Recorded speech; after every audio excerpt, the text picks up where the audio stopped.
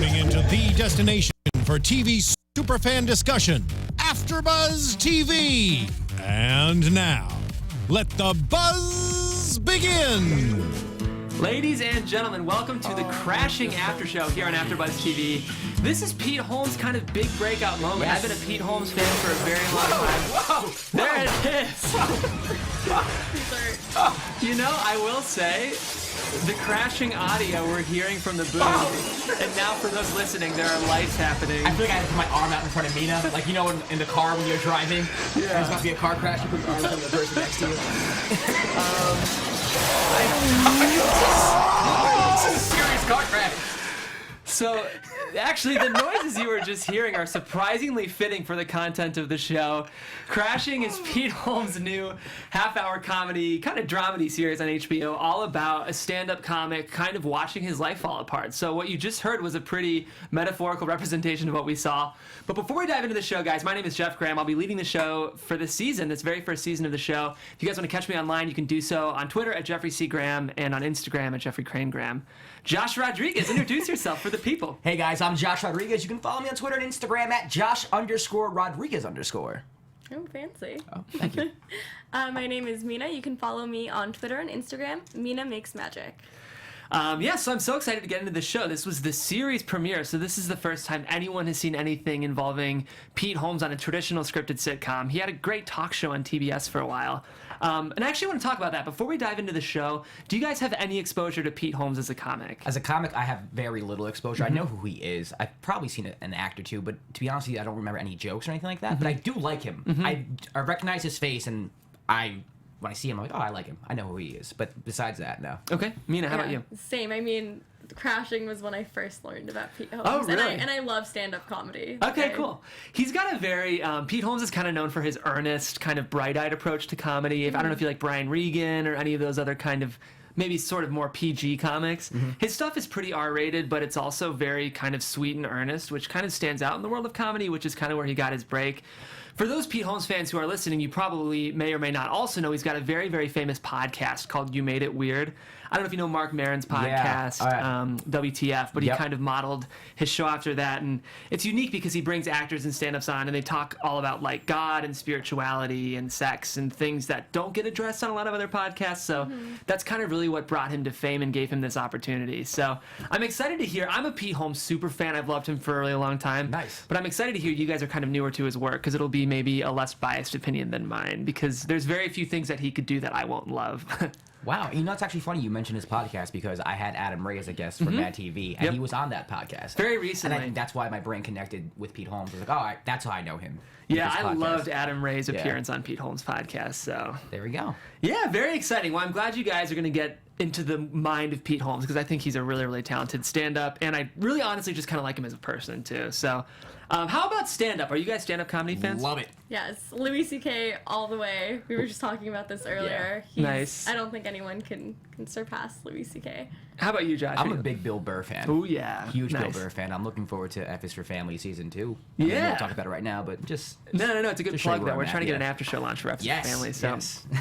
Yeah, Bill Burr and Louis are both two of the biggest right now, and I know Pete has talked about both of them with reverence. So it's kind of fun to see this show taking on the world of stand-up. We've seen a lot of stand-up comedy shows before, but I think this one kind of has a fresh approach.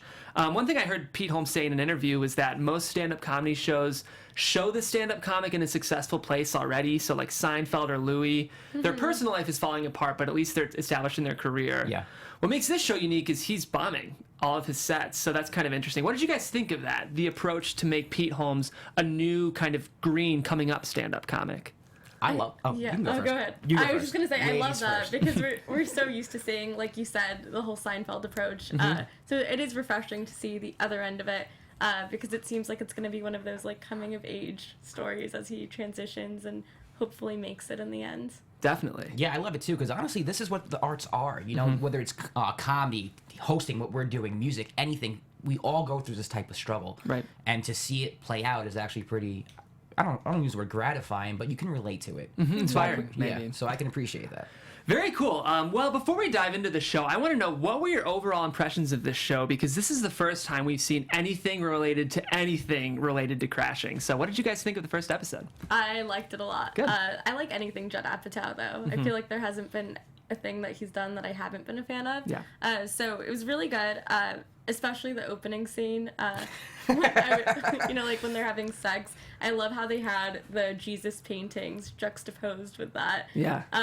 And at first I was like, I wonder like if this is symbolic in any way. And then you see later on through the episode that he is a very religious person and he was supposed to be a pastor. Like that was his initial goal for kids or something. A youth pastor. Yeah. So I thought that was really interesting, like the themes of like religion, like interspersed between like different scenes. Definitely. I'm excited to get into that. What did you think, Josh, of the first episode? I liked it a lot, honestly. It was actually better than I thought it was going to be. Not that I thought it was going to be bad, but I wasn't expecting to laugh as much as I did. We watched it in the trailer, and you can tell I was laughing a lot. I like Pete. I think he's a very likable person. He's very relatable. Right. You find yourself rooting for him. Yeah, I definitely agree. A lot of these, I feel like more and more, ever since I think Lena Dunham's show, there's a lot of these kind of kind of low concept, following people through the city kind of dramedy shows. And I think it's important to make choices to stand out among all of these kind of, I don't want to say mumblecore, but like kind of close to their roots, kind of on location type of dramedy shows. And I think this one's doing a really good job of standing out with choices like that to highlight his religion, portray him as kind of this sweet, earnest guy, versus a lot of these shows will feature kind of cynical, jaded protagonists, and he's not that way at all, which is kind of consistent with his character as a person, too. So let's talk about, that's the first thing we see. You mentioned Pete and Jess. What did you guys think? Let's talk about Jess's character. So that's Lauren Lapkus. I'm a huge fan of her as an actress as well. She's a great improviser. What did you guys think of this character of his elementary school teacher wife, Jess? I mean, it's pretty apparent that the relationship feels one-sided in a lot of ways.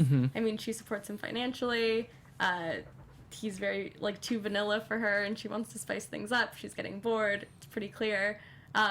And she doesn't really take his profession seriously because he's been doing it forever. And for But people it's who like don't medical understand- school, though. Yeah, it's totally like medical school. But yeah, obviously with medical school, there's an end goal, and you know that you're going to make the six figures at the end of it. With comedy or with anything remotely related to entertainment, you don't know. Right. So it's really hard if you're dating someone who's not in the entertainment industry to understand that. Definitely. But it's typically good to not date, I think, within the industry, because if you have like two very unstable careers, it's kind of hard to coordinate schedules too. Definitely. I like Jess, to be honest with you. Obviously, what she did, I don't approve of, but you can tell, at least it seems like they're trying to shape her as a good-hearted, well-to-do person. And I always had this thing, like, I don't think bad people cheat. I think unhappy people cheat. And obviously, she's been unhappy for a long time in her relationship. She wants to spice things up, whether it's sexually or just, intimately, whatever it is. And I think that, I don't know. I just feel like where they're going to take our character is going to be a place where at the end of the season, we're all going to be like, oh, I'm glad they're back together. I mean, I'm kind of making a prediction right now, but I can see us liking our character by the end of the season. So you think they will end up together at the end of it? Interesting. Absolutely. We're not in predictions yet. We can talk about it a little bit. I don't know if I see that. I don't think he's going to end up with Jess. I equally like her like you guys. I think they did a really good job writing and directing the character of Jess to, even though she's making some potentially questionable decisions in her marriage, the way it's portrayed and the way it's written, I kind of got it. And I've found her to be pretty likable, as I did with Pete. She's as likable as someone who's having an affair can be. Exactly. Yeah. Definitely. So Because you never empathize with characters like that, but Right. for some reason I empathized with her. Yeah. Definitely. Okay, cool. Well, I want to talk about Leif. This is the guy. This is the guy that she's cheating on with against Pete. So Leif is this art teacher who works at the same school that she does. What did you guys think? This is I got the name, George Basil. What did you guys think of both this character and George Basil's portrayal of this character? I feel like it was very stereotypical, like hipster, artsy guy. Yeah. I don't know. It was very generic for me, so I don't want to say it bothered me, but there's no. Towards the end, we got a little bit of depth where he's like, "I am you, you are me. Yes. We're together." So that was pretty interesting, and I think that Pete might use him as a vessel to realize a couple things about himself, which I'm pretty excited to see. But over as a character, he's just, I don't know, comic relief. That's it. Yeah, I hear you. Yeah. Yeah, and they're such opposite personalities. The protagonist and Leif. Leif is obviously more of a free spirit. You can tell with the protagonist, Pete Holmes, he's a little bit more uptight and he overthinks things, unlike the hippie, which is probably why she went for someone who is opposite of what she was unhappy with. Yeah, it makes sense. And normally you would hate the person who's having an affair with the protagonist's wife, but I didn't find myself hating him. I know, especially with that monologue by the end. It was funny enough that I was kind of charmed by him. I was like, I get this. We also saw a lot of him. This is a new Judd Apatow thing where I think he's trying to, in a way, to play fair with Hollywood. He's trying to put a penis in every single project that he does now. So, check mark. We got to see all HBO of life. always does that. Like, it's so unnecessary. It doesn't help move the plot forward, but they're just like, we're HBO, we can do it, throw it in there. I know. Now that Sesame Street is on HBO, I'm expecting to see nudity from both Big Bird and Elmo. Okay. Just kidding. But yeah, I really like Leif, and I like what you said about it feels like he might be a vehicle for Pete to actually learn about himself.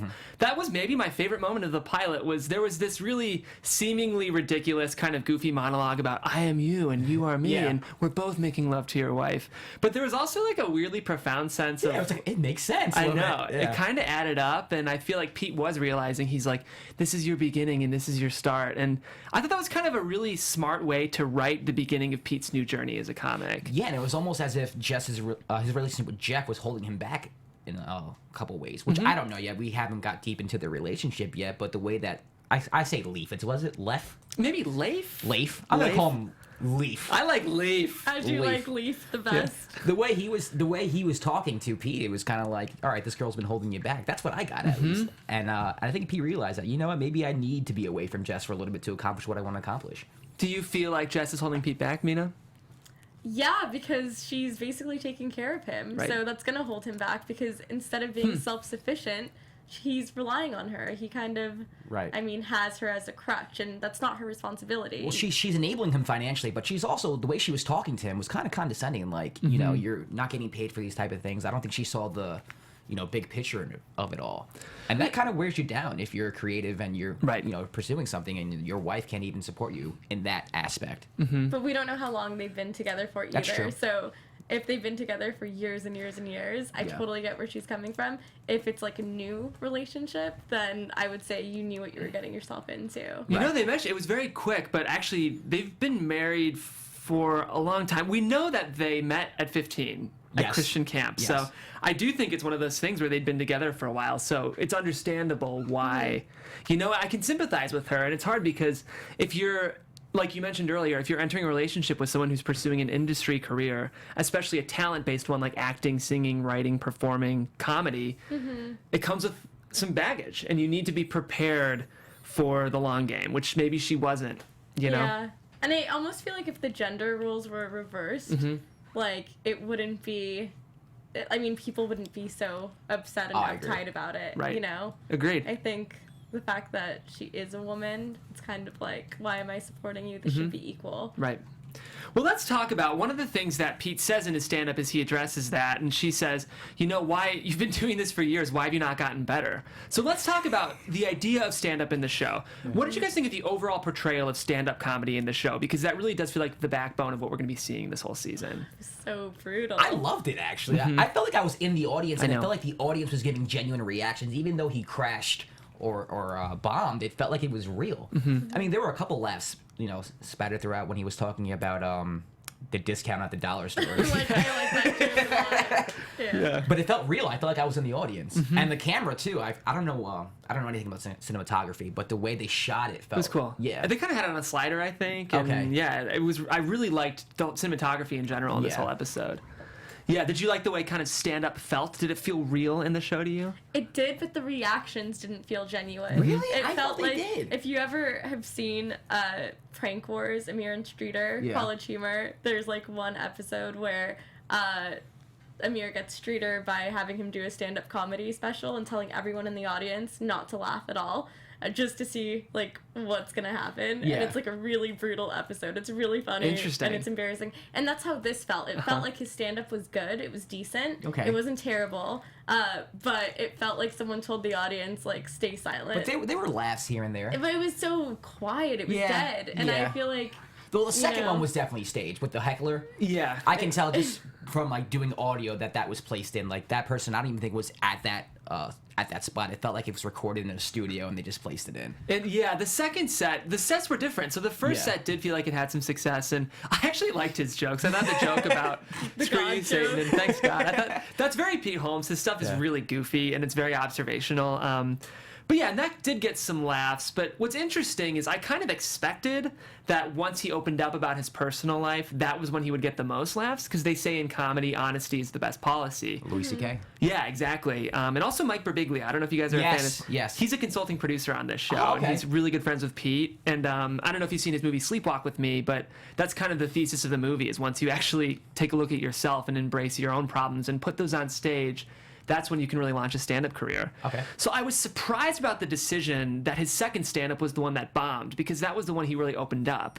I'm a little confused about that still. How did you guys react to that? It wasn't funny. I mean, It wasn't funny. That's You're the right. thing. Like, yeah, use personal anecdotes, but spice it up a little bit, you know? Like, any comedian that ever does that, I mean, Aziz Ansari, Louis C.K., anyone who uses personal anecdotes, there's a punchline. There's some sort of joke, not just like, my life is depressing. Oh my There's gosh. a point of view kind of thing. Yeah. There's Yeah, like, so what else? Not Right. just this happened. What? And it didn't really feel like therapy. I mean, it didn't feel like a stand-up act. It felt like therapy. It just felt like he went up there to just talk, and he was heartbroken. It didn't seem like he wanted to make anyone laugh. I know he had that steak joke, which was kind of funny, but the delivery was kind of I off. didn't hate Yeah. the steak joke. Yeah. I gotta say, I thought it was kind of funny, but It's like an AA meeting.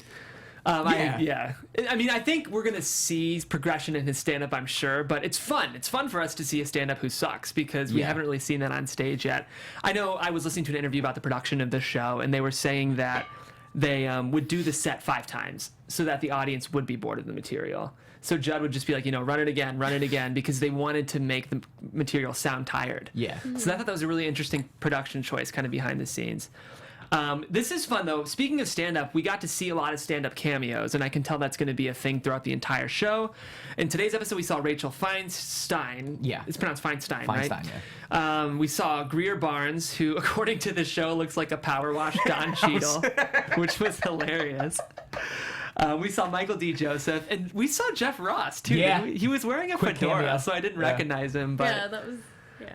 I know, and of course, most importantly, we saw Artie Lang. I want to talk all about Artie Lang, because he was a major part of this episode. What did you guys think of Artie Lang's portrayal of Artie Lang?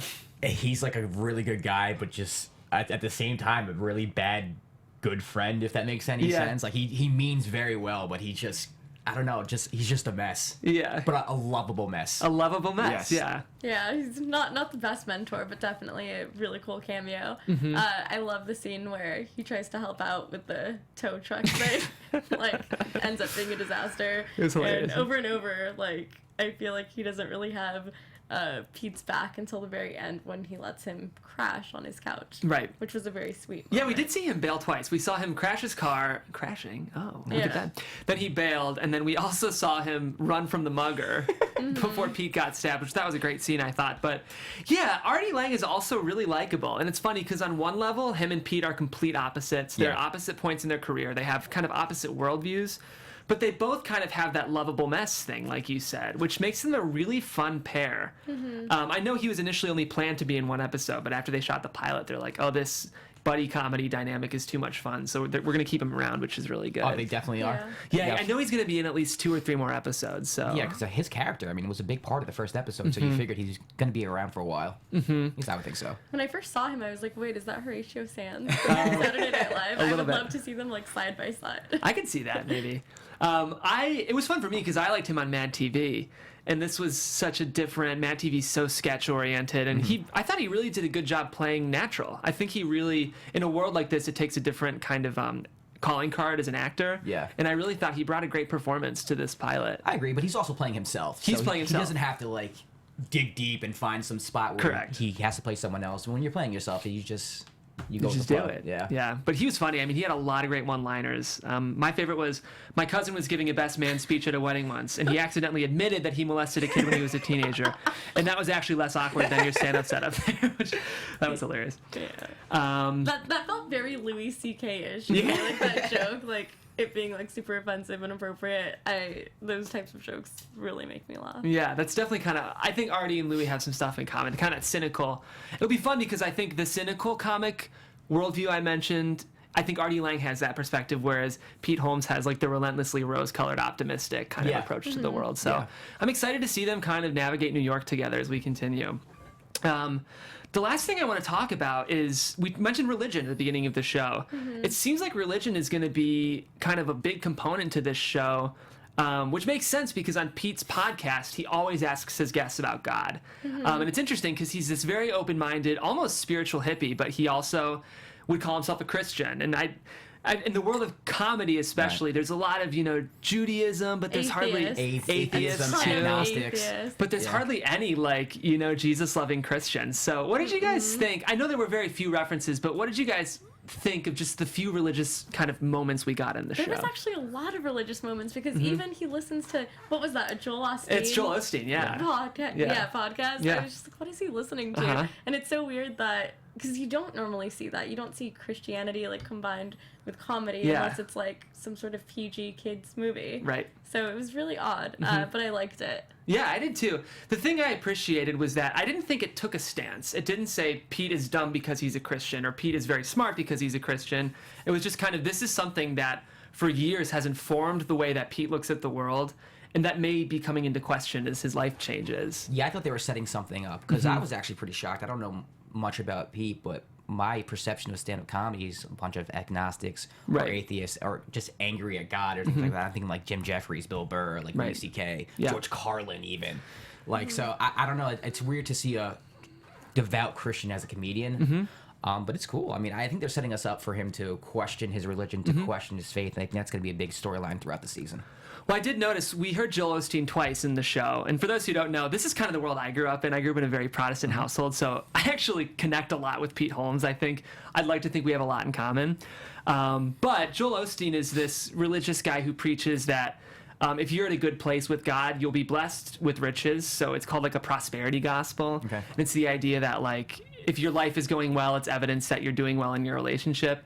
And there's a lot of Christians who have a problem with that because they say, well, I got cancer. Does that mean that I'm not in a good place with God? So it's an interesting choice because his life is falling apart. So what does that mean for his relationship with God? Joel Osteen would say it's bad. It's a bad sign for your faith. And what I noticed was he turned off the radio the second time we heard Joel Osteen. So he changed to some kind of 70s music or something, which that feels like it might be a symbolic moment, kind of foreshadowing his journey with God throughout this show. So yeah, I'm interested. I don't know. Yeah. We'll have to see. The last thing I want to talk about too was the very last shot of the series. So we go to Artie Lang's house, and Artie Lang finally, after ruining his car and letting him get stabbed by someone who's mugging him in the subway, says, "You can crash with me." So Pete falls asleep, lays on the couch, and gets tucked in by Artie Lang, and he's just laying there. And Artie Lang is talking and talking and talking, and Pete Holmes is fast asleep. And we do this slow push, and to me, almost he's never looked happier. Did you guys kind of get that impression? Or no? Artie Lang has never looked happier? No, Pete Holmes just laying there. It was it seems like it was the first moment of peace in the entire episode. But Artie still is just yapping. But Artie's still yapping. It kind of felt to me like this was the beginning of the beginning. This was Pete Holmes. Even though he's been mugged, his car is ruined, and he was stabbed, he's right where he wants to be. Exactly. And even though he has to pay $150 a day, not total, to get his car back.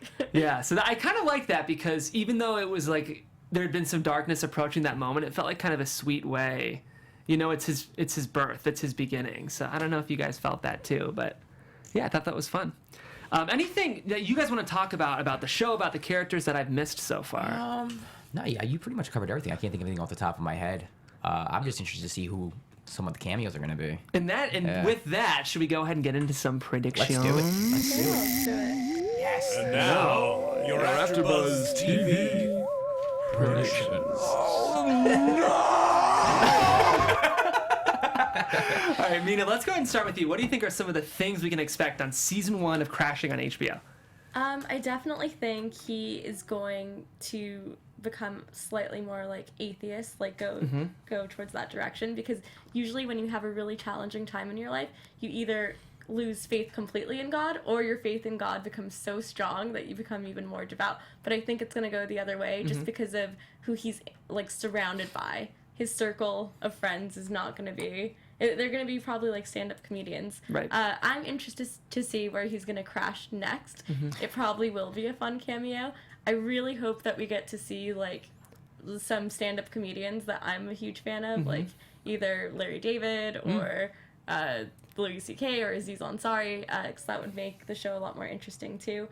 So far, I think the writing is awesome, and yeah, I'm interested to see more. I really like the scene from this past episode when he was with the kids on the bus and they were I talking forgot. about That was an Inside awesome Out. part, yeah. It was such a good scene because like just like having kids that are so innocent and like Yeah. open to like hearing people's problems, and it was such a cute moment, and yeah, that was a great scene. So I hope they do like more stuff like that. I'm glad you Feels brought that really up. raw and real. I forgot to bring that up because Pete is so childlike. It felt like it was kind of like he was with his tribe, which I thought was He's really like fun. blending in not so to get well. deep, aren't we all kind of childlike? Yeah. Though? We still hold on to insecurities and things that we bottle inside from, Right. 7, 8, 9, 10 years old. So Absolutely, yeah. I think Are that's kind of comedians symbolic. childlike though? Because I feel like comedians are very Absolutely. cynical. They're very cynical, but they still, I feel like a lot of comedians are insecure, and a lot of your insecurities develop when you're that age.